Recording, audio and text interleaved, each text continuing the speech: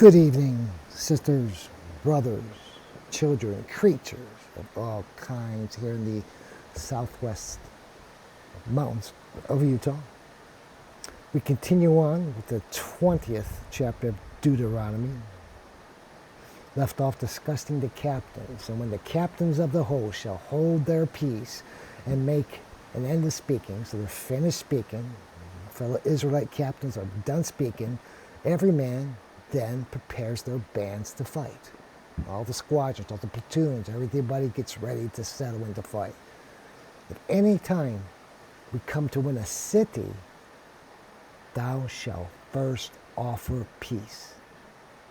It's been said so many times by the misled and the misguided that Christ is a god of war in the Old Testament. Well, not with statements like this. Even here, thou shalt first offer peace. If they receive it, open the gates to us, and all the people that's inside shall be saved. But they will serve us under tribute. What does that mean? This tribute is one of labor, one of service, in which the surrendered shall serve the army of Christ. Sometimes there's combatants, support, whatever's needed. But they won't make peace, and they begin battle against us. We are to assault it.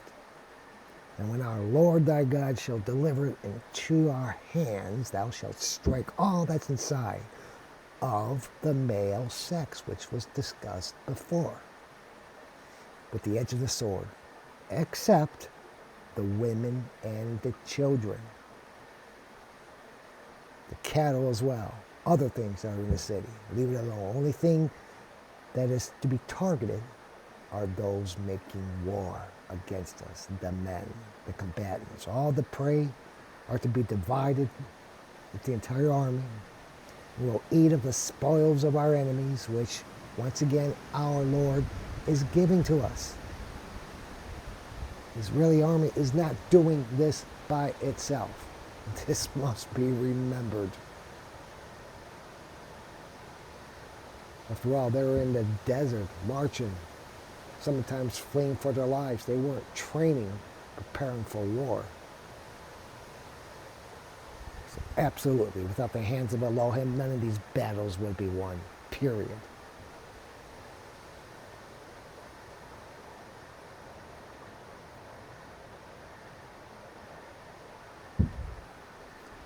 So, shall then do to all the cities that may be far from us, and be not of these cities which thou shalt receive in possession.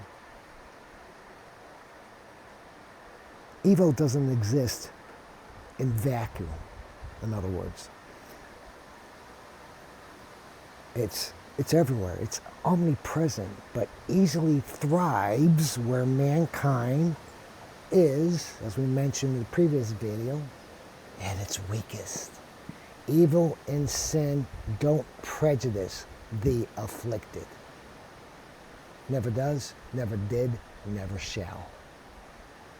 But of these cities that shall be given to us, thou shalt suffer none at all to live, but shall kill them in the edge of the sword, to wit. Now, we went over these cities before. The Hethite, the Amorite, the Canaanite, the Pharisite, the Hivite, and the Jebusite, as our Lord thy God has commanded us. Well, did you catch that? I only listed 6 cities, but earlier we identified 7.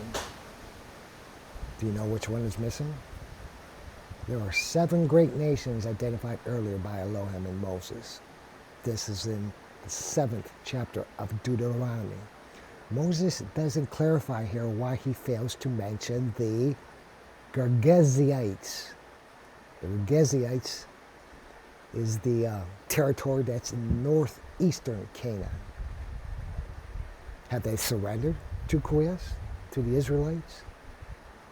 Future scriptures may reveal this to us. Moses continues on, lest perhaps they teach you to do all the abominations which themselves did work to their own gods, and you sin against your Lord your God. When we have besieged this city a long time and have compassed it with munitions to win it, we shall not cut down the trees that may be eaten off of. These fruit trees, nut trees, we are to leave them alone. This is an easy lesson for all of us to know now. Don't just take down a tree because it needs to be taken down. For Koreas, there must be a significant reason. Neither shall we spoil the country round about with axes because it is a tree and not a man. He even says this himself. Don't just cut down the tree because it's surrounding this area. We want a clear view of a particular mountain or of the city or of the sea. Neither can it increase the number of warriors against thee. Trees can't do this, so why pick on them? But if there be any trees not fruitful but wild and can be used for other uses, then cut them down. Make engines until thou take the city which we are fighting against. This brings us to the end, to the 20th chapter of Deuteronomy. How about that? The biggest thing to recall in this is this balance, this use of nature. Yeah, it's there for us. There are significant uses that we may need it for, but limit it to that. Don't just destroy for the sake of destruction, for the sake of greed, for the sake of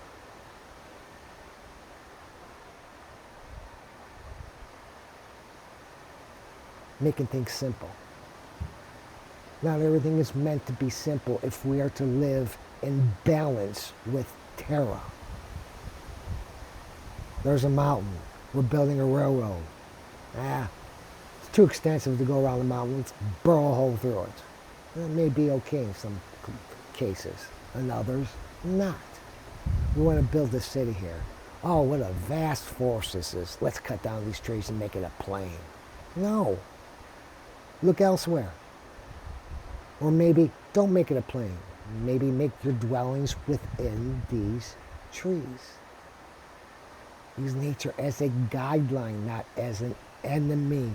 Man,